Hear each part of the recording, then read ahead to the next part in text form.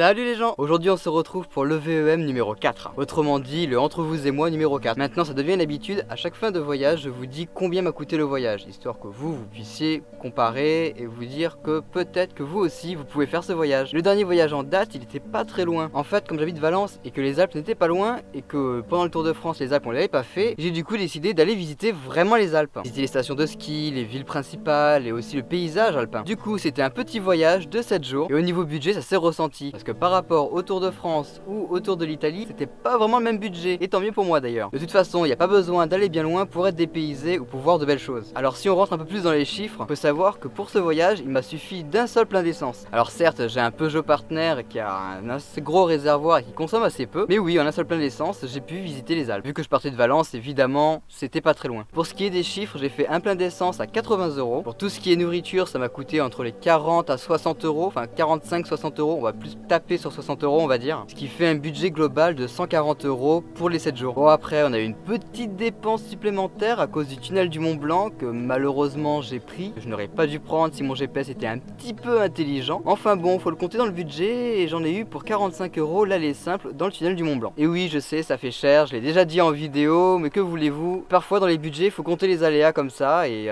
ça peut être un tunnel ou un pont payant, ça peut être une amende aussi. Et ça vraiment quand vous partez en voyage, pensez à avoir toujours plus que votre budget. Tablez sur un petit 20 à 30% de plus que votre budget. Enfin c'est juste un conseil que je vous donne. Donc dans le budget global ça m'a coûté 185 €, qui est plutôt pas mal au final. Au vu de tout ce qu'on a visité, c'est vraiment un chouette budget. Et d'ailleurs ça m'a donné des idées. Je me suis dit pour un thème de vidéo, pourquoi on ferait tout simplement pas un challenge plein d'essence. Du genre avec un plein d'essence on doit aller visiter le maximum de choses possible. Et je pense que c'est pas mal parce que souvent l'essence c'est ce qui fait le plus gros trou dans le budget voyage. Je me suis dit juste avec un plein d'essence je suis sûr qu'on peut visiter plein de choses. Je commence à perdre en luminosité moi. Donc bon j'essaie de creuser l'idée et puis je vous en reparlerai plus tard. Seconde chose que je dois vous parler, c'est l'aménagement de l'arrière de ma voiture. Et en fait plutôt que de vous en parler, je vais vous le montrer.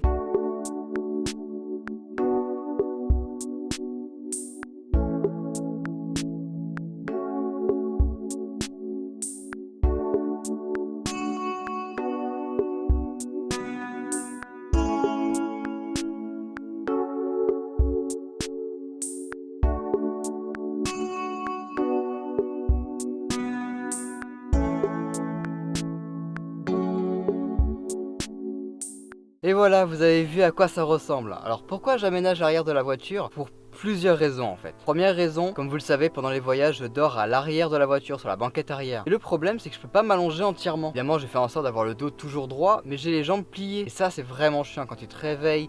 T'as les jambes qui sont endormies, t'as souvent très mal aux genoux. Quand tu voyages pendant 15 jours, 3 semaines et que tu dors à l'arrière de ta voiture sur la banquette arrière, c'est vraiment très désagréable. Du coup, je vais vous montrer un petit peu. Alors, je sais pas si vous allez voir, mais juste là, j'ai mis une banquette dans laquelle je peux entièrement m'allonger. Alors évidemment, faut pas, je fais 1m74, ça passe pour moi. Si vous faites 1m77, 76, ça passe pas, hein, c'est mort. C'est tout juste pour moi. Ça va vraiment me changer la vie de pouvoir dormir vraiment allongé. Ça, c'est juste parfait. Deuxième intérêt, c'est que ça me fait un espace de vie qui est assez grand. Et en vrai, à terme, ce que j'aimerais faire, pouvoir être totalement indépendant dans ce coffre de partenaires, quoi, en fait. Et être indépendant, ce que j'entends par là, c'est de pouvoir avoir l'électricité. Tout simplement pour pouvoir monter mes vidéos. Mais bon, pour pouvoir monter vidéos, faut aussi recharger la batterie de l'ordinateur portable. Et je sais qu'il y a des solutions avec des batteries de voiture, avec un... C'est pas un alternateur, j'ai perdu le nom, c'est un condensateur électrique qui change le 220 en 12 volts, un truc comme ça. Je sais que c'est possible, mais voilà, faudrait vraiment que j'aménage ça correctement. Comme ça, je pourrais vraiment rester dans ma voiture pour voyager et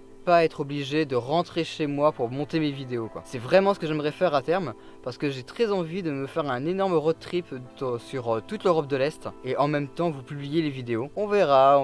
Pour le moment, je vais faire un premier test. Là, on va partir en voyage. Pour moi, ça sera demain. Pour vous, ça sera dans 2 semaines. Je crois que d'ailleurs, la semaine prochaine, vous n'avez pas de vidéo le dimanche, justement parce que je serai en voyage. Et pendant ce voyage, je vais pouvoir tester ça, choper quelques idées à droite à gauche.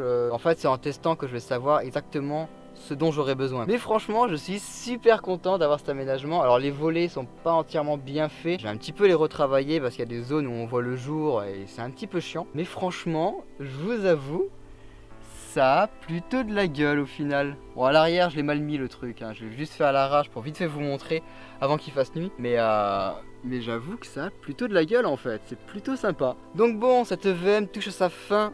C'était un très petit entre vous et moi parce que déjà le voyage dans les Alpes était assez court, mais je vais toujours vous donner le montant, combien ça coûte ce genre de voyage pour que vous fassiez plutôt une idée. Puis je vous montre un petit peu l'avancement dans cette voiture, comment je progresse dans mes voyages, si ça peut vous donner des idées. Si vous-même vous avez des idées que vous voulez me donner, n'hésitez pas à les donner en commentaire ou autre. Et puis voilà, je vais vous laisser là. Comme d'habitude, vous pouvez laisser un like et un commentaire si vous le souhaitez. En attendant, moi je vous dis à dans 2 semaines pour le début d'un nouveau voyage qui ce coup-ci sera à l'étranger. Je vous dis à bientôt. Ciao.